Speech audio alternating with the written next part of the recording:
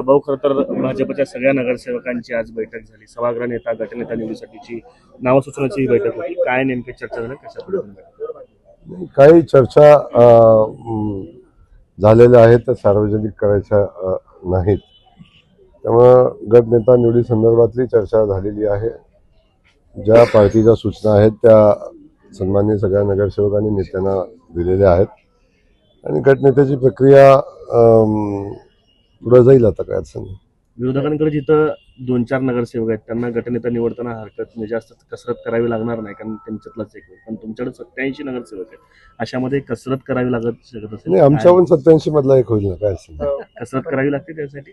नाही, कसरत अजिबात करायचं काय कारण नाही. शेवटी एक आहे की या शहरातल्या जनतेने आपल्यावर विश्वास टाकलेला आहे आणि आमच्याकडे खूप कॅपॅसिटी असणारे अनेक नगरसेवक आमच्याकडे आहे की जे शहराचं नेतृत्व करू शकतात. त्यामुळं अशा लोकांच्यामधून एकाची निवड तर करायला लागेल.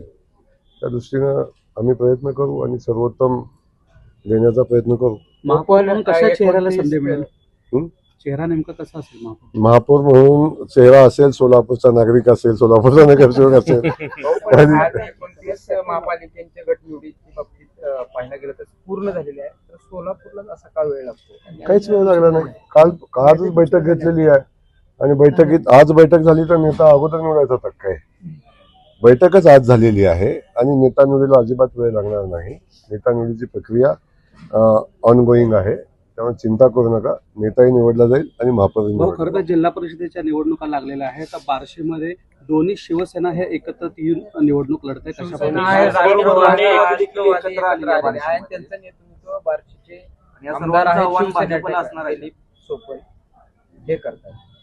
आता आपण पाहतो की भारतीय जनता पक्ष हा जिल्ह्यातला आणि राज्यातला सगळ्यात मजबूत पक्ष आहे आणि अनेक लोक अनेक पक्ष ज्या त्या ठिकाणी अस्तित्वासाठी धडपड करत आहेत.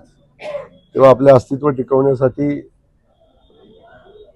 महायुती होते, युती आघाडी होते, या सगळ्या गोष्टी चालू झाल्या. त्याच्यावरनं एक लक्षात येतं की भारतीय जनता पक्ष हा मजबूत पक्ष आहे आणि त्याचा पराभव करण्यासाठी सगळ्या पक्षांना एकत्रित यायला लागतं. हे आमच्या पक्षाचं मोठेपण आहे. पुढं काय चालतंय, माझं म्हणणं आहे की महायुतीतल्या लोकांनी काही आचारसंहिता ठेवल्या पाहिजेत. महायुतीच्या बाहेर जाऊन काही तडजोडी करताना थोडा विचार केला पाहिजे आणि त्याची आवश्यकता वास्तविक पाहता आहे. भाऊ, स्थानिक लेवलला युतीची घोषणा झाली शिवसेनेची, मात्र संजय राऊत म्हणतात हे अधिकृत नाहीये. आता ते काय युती झाली आणि राऊतांना काय अधिकृत वाटतं ते त्यांनाच विचारा, मी काय सांगणार. पण मोहोळमध्ये पण असाच प्रयोग झालाय, भाजप विरोधात सर्व पक्षीय नेते एकत्र येतात. तुमच्या एक लक्षात आलं पाहिजे की ह्याला कारण काय असतं. ह्याला कारण एकच आहे की भारतीय जनता पक्ष हा मजबूत पक्ष आहे. तेव्हा त्याचा पराभव करणं हे एकट्याला, दोघाला, तिघाला शक्य नाही. तेव्हा 5-5 जणांनी एकत्र येऊन पराभव करता येतो का याचा प्रयत्न ते करतील. पण मी सांगितलं की अनैसर्गिक युती कधीही, अनैसर्गिक आघाड्या कधी लोक स्वीकारणार नाही.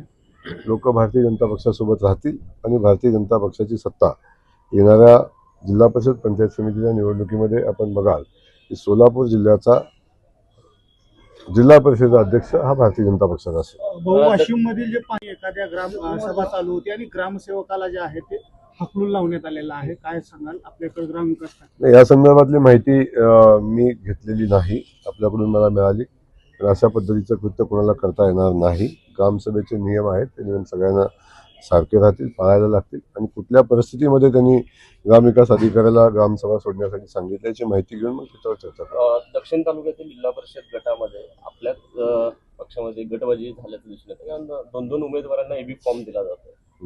दोघांना एबी फॉर्म मिळणं आणि जिल्हाध्यक्षांनी ज्याला नकार दिला होता, म्हणजे ज्यांचं पत्र रद्द करण्यासाठी सांगितलं होतं, वेळेच्या कारणामुळे त्यांचाच अर्ज जो आहे तो स्वीकारला गेला, बाकीच्यांचे जे आहेत ते अर्ज नाही.